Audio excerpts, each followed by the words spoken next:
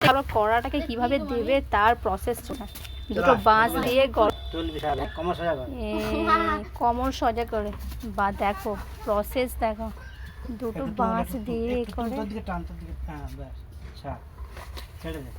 ভালো প্রসেস এইভাবেই তাহলে করা হয়। এবার রেডি। হ্যাঁ ও শিখে গেছে এইভাবে ব্যাস চলছে একদম রেডি বিরিয়ানি, একটু পরেই হয়ে যাবে। হাঁড়ি ভালো তুলি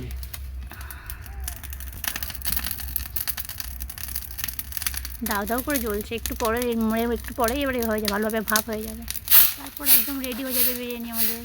টাটা বাই বাই। 20 মিনিট ভাপে দেওয়া হবে, তারপরে রেডি হয়ে যাবে। এবার তোমার যা যা ইন্টারেস্টেড বিরিয়ানি সবাইকে ওয়েলকাম। Tata bye bye.